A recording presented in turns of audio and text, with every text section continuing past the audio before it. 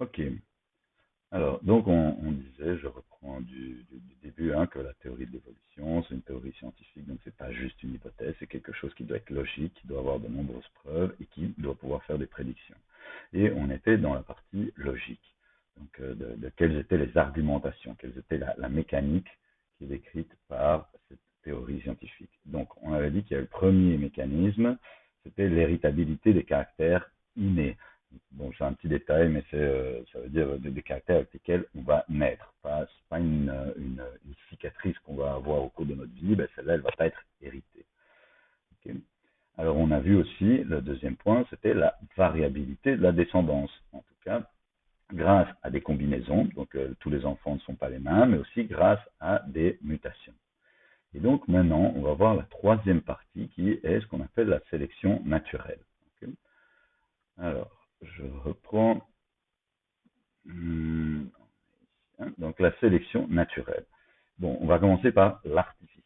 Alors, qu'est-ce que c'est artificiel? Eh bien, c'est quelque chose qui n'est pas fait par la nature, qui est fait par l'homme.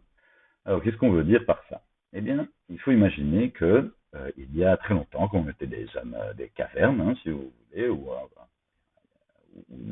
oui, c'est ça, des hommes des cavernes, euh, on était entouré par plein d'animaux sauvages, dont des loups. Et ce qu'a fait l'homme, c'est que il a dû trouver des loups qui le gênaient un peu plus. Donc ces loups qui étaient plus agressifs comme celui-ci, ben on a décidé de l'éliminer. Okay, et donc si je l'élimine, je me retrouve avec des loups qui sont eux plus dociles, plus gentils. Je les fais reproduire ensemble et comme on a dit, par héritabilité des caractères, ces enfants vont ressembler aux parents, c'est-à-dire vont être dociles. Okay.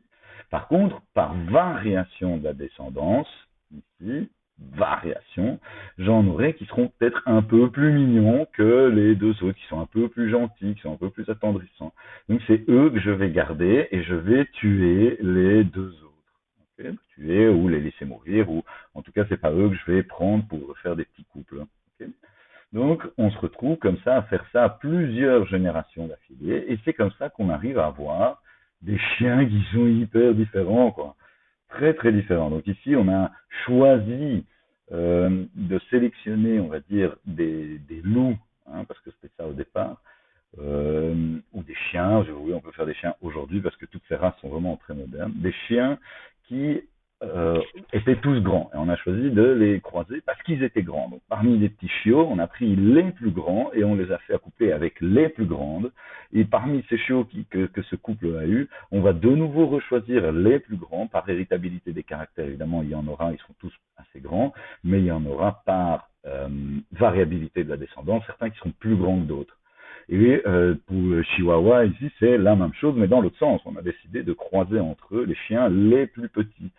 Et par héritabilité des caractères, la deuxième portée aura tendance à être un peu plus petite que ses parents, ou aussi petite que ses parents, mais par variabilité de la descendance, il y en aura bien un ou deux qui seront plus petits. C'est ceux-là qu'on va choisir. Par héritabilité des caractères, la deuxième portée sera aussi un peu plus petite, etc., etc., etc. Et donc, c'est comme ça qu'on se retrouve vraiment avec plusieurs races selon qu'on a choisi comme trait. Donc, grandeur pour la taille. Ici, c'était l'intelligence ou la force pour les pitbulls, les dogs, etc. Les petits poils, n'importe quoi. Mais au départ, on avait bien une seule euh, meute de loups qui était au départ de tous les chiens d'aujourd'hui.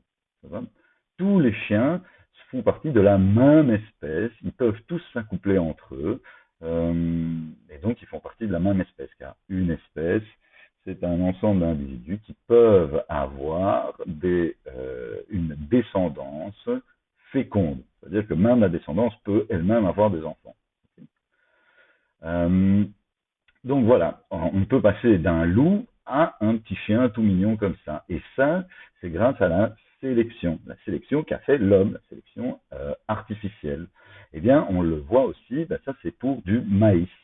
Donc ça c'est la théocynte, qui est le maïs, on va dire, sauvage, qui nous dit, enfin, on n'a aucun intérêt, nous, vraiment, à manger ce truc. Il n'y a que, je sais pas, 2, 4, 6, 10, ouais, 12 grains maximum, ok. Donc, c'est vraiment pas top, quoi. Hein. Et puis, on sait que, voilà, les anciens Mexicains ont commencé à croiser ces plantes et à choisir à chaque fois la Théo5 qui allait produire le plus de graines et qui allait faire des épis un peu plus grosses et un peu plus gros et souvent des épis qui sont sur la branche centrale aussi. Ça, c'est aussi important. Mais bon, peu importe. Et donc, on se retrouve avec, à 3000 ans, voilà, des petits maïs. Et encore aujourd'hui, bah, c'est énorme, quoi. Le maïs d'aujourd'hui, il est énorme. Il n'a plus rien à voir avec le maïs sauvage. Donc, on fait cette sélection pour quasiment tout ce qui est autour de nous, que ce soit les tomates, les melons, les trucs, et les animaux, la même chose. Les vaches, c'est la même chose. Ok. Elle venait d'un espèce de buffle qu'on appelait l'auroch. Et aujourd'hui, on a des vaches. Ah ben voilà, là c'était l'exemple parfait, c'est le sanglier qui donne le cochon. Le sanglier c'est sauvage, le cochon c'est domestiqué. Alors un sanglier, vous le croisez, ben, vous pouvez avoir peur et commencer à courir, surtout s'il est accompagné de petits, parce qu'il vous défonce les jambes, alors qu'un cochon c'est vraiment hyper gentil, c'est hyper intelligent, et évidemment c'est beaucoup plus gros, il y a beaucoup plus de viande. Hein. Donc voilà, c'est pour ça qu'on les a croisés nous-mêmes, on a fait une sélection artificielle. Eh bien, Darwin, ici, et Wallace, de l'autre côté, c'était les deux qui ont pensé à cette théorie de l'évolution. Eh bien, ils ont pensé à un truc, c'est que la nature faisait la même chose. La nature faisait une sélection. Pas que l'homme. L'homme le faisait évidemment, ça faisait des milliers d'années qu'il le faisait. Mais la nature le faisait aussi, de façon régulière, et évidemment qui allait prendre plus de temps. Donc, on est dans cette situation où on a plusieurs sauterelles, plusieurs insectes qui se trouvent sur cette branche. Tous les insectes ont à peu près des couleurs différentes. Maintenant, si on peut imaginer qu'il y a un caméléon, un prédateur. Ce prédateur, à votre avis, lequel de ces 4 sauterelles, lesquelles il va manger en premier? Et pourquoi? Je vous laisse 2 secondes réfléchir, mais pour moi, c'est clair que celle-ci, elle a plus de chances de survie parce qu'elle est verte et il y a encore moyen que le caméléon se gourde, ne la voit pas trop. Mais donc, pour moi, c'est sûr que la orange, la mauve et la jaune vont disparaître, vont être bouffées par notre caméléon. Il ne reste donc que la verte. La verte va trouver une autre verte, ils vont s'accoupler, ils vont avoir une descendance. Héritabilité des caractères, on va donc se retrouver avec une descendance qui est verte comme les parents. Okay. Mais variabilité de la descendance, il va y avoir par mutation ou juste par recombination des enfants qui vont être très légèrement différents. Dans ce cas-ci, il va être parsemé de petites taches brunâtres. Donc maintenant, si le même caméléon arrive, à votre avis, lequel va survivre? Bon ben, c'est celui-ci qui est de nouveau un peu mieux camouflé. Okay. Lui, il va avoir des enfants, on a dit par héritabilité des caractères, il va se retrouver avec des enfants qui auront aussi des taches brunes, mais variabilité de la descendance, par recombination ou mutation, ben, il y a un des enfants qui va avoir des ailes très légèrement déformées et qui ressemble un peu plus à une feuille. Donc, ces deux-ci vont être mangés avant celui-ci. Et lui-même va avoir des enfants qui, par héritabilité des caractères et par variabilité de la descendance, va se retrouver avec un des enfants qui ressemble carrément à une feuille. Ça va? Les 2 autres étant mangés, il ne reste plus que celui-ci. Alors, vous me dites que ça, ben, c'est pas sûr que ça arrive hein, dans la nature. Enfin, là, je tire un peu les choses par les cheveux. Eh bien, c'est pas du tout le cas. En fait, si on regarde, ça va tout à fait se passer. Mais surtout, on peut voir que sur un arbre, il y aura une pression sélective qui va favoriser certains caractères. Sur un autre arbre, ça va favoriser d'autres caractères. Okay. Donc, ça va, la pression sélective va dépendre de l'environnement. C'est très important. Et donc, on se retrouve ici avec un phasme. Alors, oui, c'est pas une feuille, c'est vraiment un insecte. Vous voyez la tête qui est ici, là. Vous voyez son corps qui se trouve ici, à partir de ça.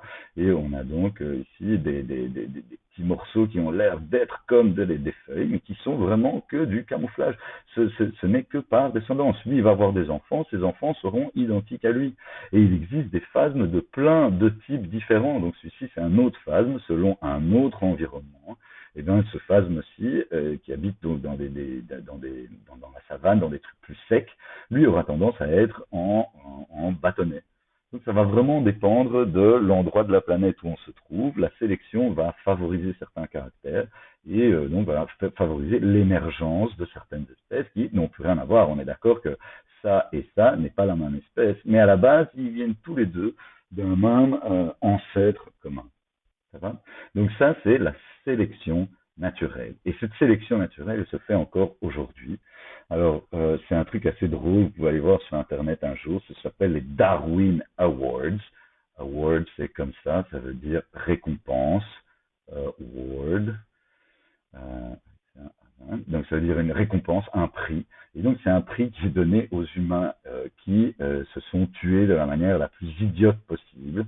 Et donc en fait on les remercie de s'être enlevés du pool génétique, donc de la population, et donc de ne pas avoir pu faire d'enfants vu qu'ils sont morts.